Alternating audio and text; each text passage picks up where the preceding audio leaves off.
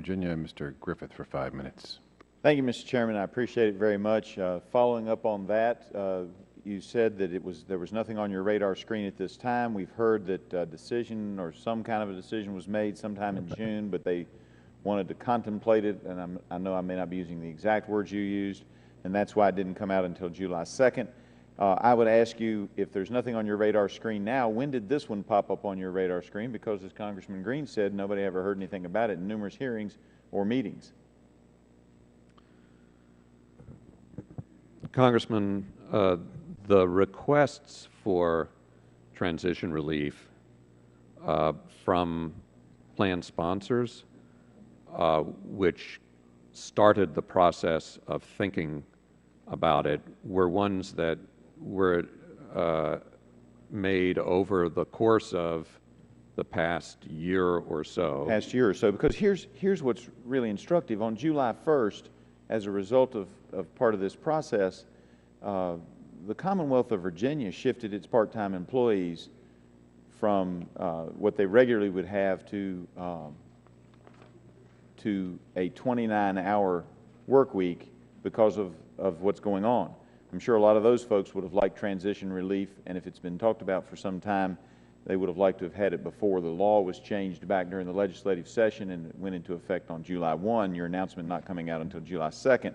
Further, I would submit to you that it creates a huge confusion and area of concern for the American people, because if something can be, percolating out there, there are all kinds of concerns. We've heard about union concerns and so forth for a great deal of time, and then all of a sudden it pops up and the decision is made, late one month and 2 weeks later it's announced. That means anything can happen if you interpret the code this way before January 1 comes around, or maybe even October 1. Do you believe you have the authority to delay the implementation of the exchanges? Yes or no? Congressman, we... Yes or no? I've got only limited time.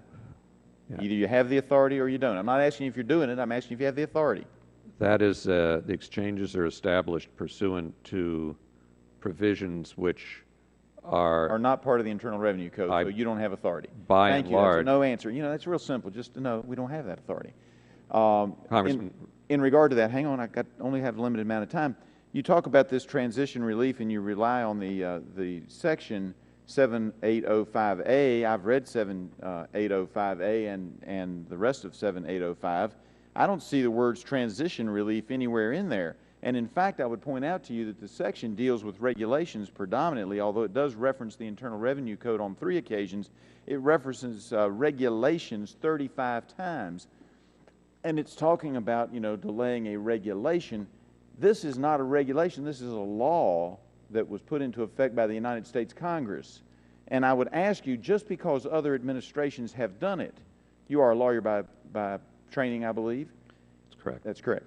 Just because other administrations have done it doesn't necessarily make it right. And am I not correct that there has been no court opinion that has ever said that changing the law by unelected bureaucrats under that particular code section is in fact lawful? I am correct. There is no court case saying that.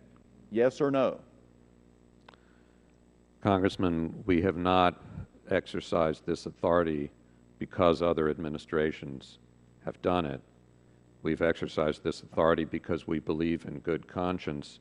That the law cannot be enforced the way it was written. I understand that. But the bottom line I'm asking you is, there's no court opinion. You've referenced other administrations to say this is where we get our authority from, but there's no court opinion saying this is a lawful act. Isn't that correct? Yes or no? No court opinion addressing this transition, this grant of transition relief? Any transition relief granted by this code section that you're referencing, 7805A of the Internal Revenue Code. I am correct. There is no opinion referencing that, am I not? No court opinion that says it's lawful.